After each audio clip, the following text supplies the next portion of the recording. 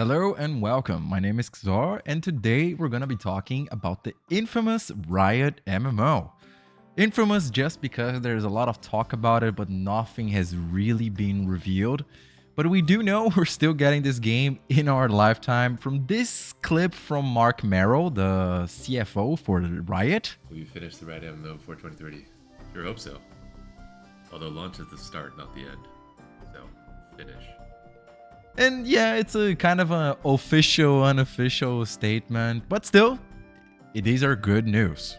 And no, it wasn't cancelled. Riot only decided to reset development and change the direction that the previous game director was going, Ghostcrawler, who also ended up going to do his own MMO called Ghost, which also seems pretty cool. If you want me to talk about it, leave a comment down below. So I thought it would be great to talk about what the Riot MMO should encompass. This is all my own opinion, and I would love to hear your thoughts too. And apparently the MMO developers are also looking forward from feedback from the community. So leave your comment, leave what you think what the Riot MMO should also have. So let's get right into it. It's hard to envision exactly what the Riot MMO is going to look like, even more when Riot said that they want to do something brand new and fresh and not just a reskin of the usual MMO genre with the Runeterra IP on top of it. So we can go a little bit wild here.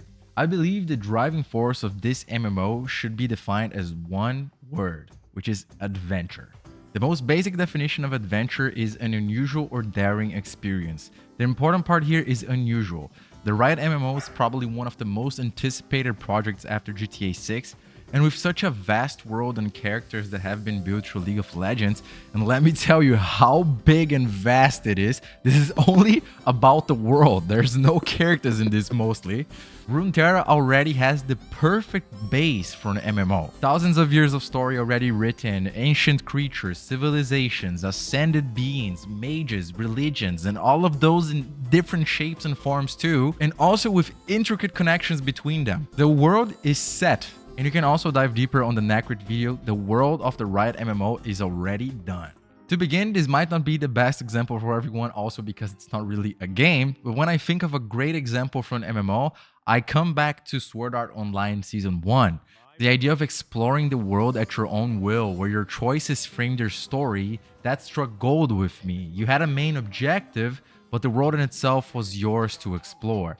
The sandbox aspect is what is key here. Choosing your profession, mastering a weapon, acquiring skills that fit your playstyle, and secret quests that only unlock if you explore the right areas at the right time, or you befriend or follow the right NPCs, or follow a certain quest chain and make the right decisions. It's just a world that feels alive and also reacts to the player's decision. The fundamental here is balance between consequence and fun.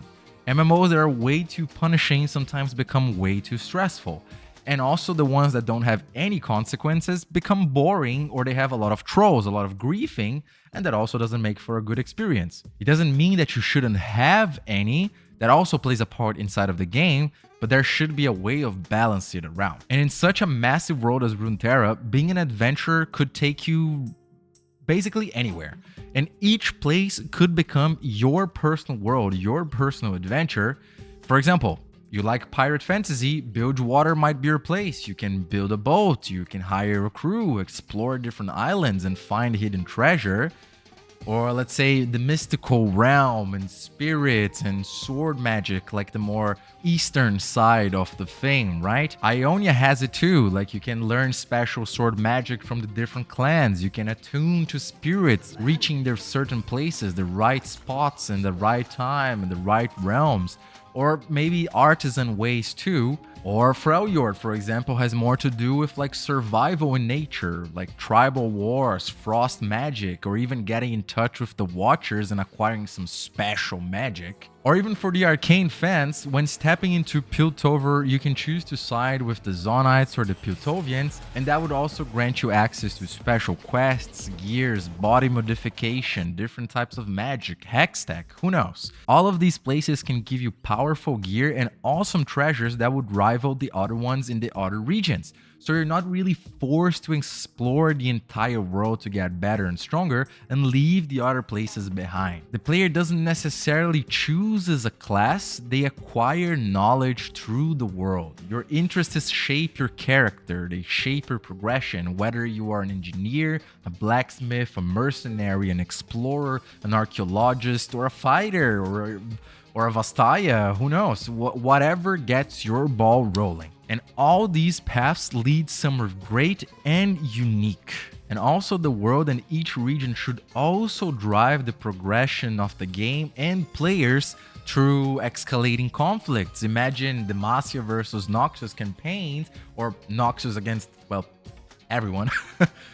Bilgewater with the Shadow Isles, or Shurima versus the Void. These conflicts could lead to massive NPCs and player battles, or the ascension of big figures that end in like a massive raid battle with a big boss at the end of the day. And hey, also, this is new too. What stops some of those players from siding with the boss? They want the boss to win. Maybe they are chasing the promise of like huge artifacts or like hidden magic or some power that's unknown, right? That's just the unique aspect of something like this. There's no, of course, there's a certain right or wrong, but your decisions are your own. If you want to decide, if you decide to choose with the bad side, quote unquote, they can also give you some cool rewards and some cool progression. And of course, all of this is complicated and very intricate systems to be built, right? Dreaming is nice, but we also have to be realistic. These are all ideas, and having a game like this would be close to perfect to me. It's like a living, breathing world that you're just exploring and living. And also another perfect world is the world where you press this beautiful subscribe button down here. A lot of you guys are not subscribed. Over 99% or like 98% of you guys are not subscribed. So help me out here. Click this button. I'm trying to reach 1,000 subscribers. So let's move on. Balancing such a game would be really tough. But I also ask, how much do you really need balancing in a world as such? It's nice to strive for a world where all players feel like they're powerful and can fight each other on equal footing, but it's also nice to think of that power fantasy, or being able to grow so strong that your name almost invokes fear in your enemies, right? Or other players, or you just become such a big figure that your name is legendary. Everyone knows who you are. Let's say, imagine one of these explorers decides to climb Mount Targon looking for the power of the aspects.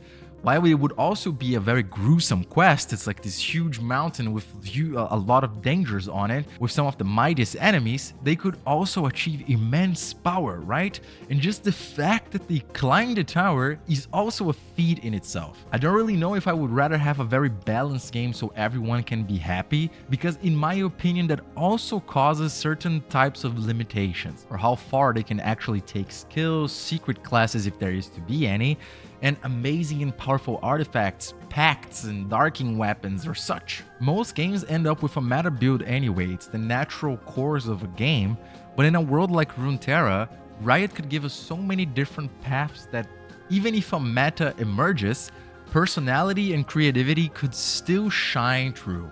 And I believe that's the essence of adventure, not just grinding quests, going from one point to the other point to the next quest, or chasing just that one piece of gear that maybe everyone has, or those high rolls, but it's creating a story that feels like it's yours. It's kind of what happens with a game such as Baldur's Gate 3, for example. Of course, there are more powerful skills or easier ways to handle a battle, but at the same time, if I want to persuade my enemies, go invisible around them and not fight, or kick them off a cliff, it doesn't matter. I have the option to do that, right? I can do what I feel like it's fun and make my adventure mine. Instead of focusing on the MMO part, focusing on the RPG part. Now, I don't want Riot to copy Rust or Ark or Minecraft or any of those survival genre games with like hunger bars that kill you if you don't eat, because that's mostly just basic work and that fits that certain general style of gaming, right? But I can also imagine regional survival mechanics that make the world and certain regions feel dangerous in a unique and fun way. Like, let's say in Shurima, you stay in the desert for too long and you start seeing mirages, your movement slows, your accuracy drops, And maybe you can counteract this with just drinking some water, with food, or some other options with potions or somewhat. Or in Freljord, climbing mountains give you frostbite. Your stamina regen slows, you move slower, your screen starts to frost over, enemies hit you harder. And maybe if you carry a torch or you wear the right clothing or bring some enchanted gear, you can counteract it too. The higher you climb, the worse it gets, so you can feel the actual danger of being in that region. Another example, in the Shadow Isles, let's say you start losing your mind, your sanity starts to drop, and you start hearing whispers in your ear and distorted visuals around, or just nightmare mobs that just start spawning out of nowhere. And maybe you have some special wards or charms that can also keep you safe. It's not about punishing players, it's about making each region feel like an unusual experience. Again, that's adventure. When talking community, an MMO lives and dies on its community, right? And there should also be certain systems that are aimed to grow the community and also make conflict a bit more player-driven. Let's say factions. Runeterra has already natural rivalries. Demacia versus Noxus, Pewtover and Zaun. And picking a side could open up unique quests, reputation, or gear. There's a tricky balance to strike here. What happens when a guildmate pick different factions? Can they still cooperate, or does it create conflict? I think players should still be able to play together freely, but faction choice should matter in terms of story and reputation. Or let's say reputation. Reputation system could also incentivize and also stop people from griefing and trolling, right? Like if you go on Outlaw, you can also gain access to black markets, to shady NPCs, or discounted gear from criminals, special shops, but you also loses access to certain resources in the city. And if you go lawful and the city trusts you, it gives you more quests or more chains of quests or access to certain restricted areas or more options in the shops or discount in those shops too. Both paths should feel viable and rewarding. When we talk about economy, a Riot MMO should definitely have player-driven economy. Crafting shouldn't just be a side thing, it should be a full career path, that's my opinion again. Blacksmiths, artificers, rune enchanters, NPCs as such still exist, so everyone still has access to those features even more at the start of the game, but with different degrees of them.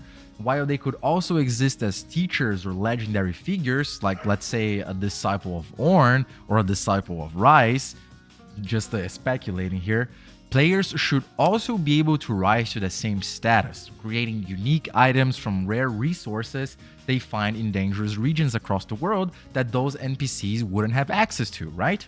That would be also really cool. And also, being a crafter doesn't mean you're not a fighter. A blacksmith still knows how to swing a hammer, and a rune enchanter still knows how to channel magic.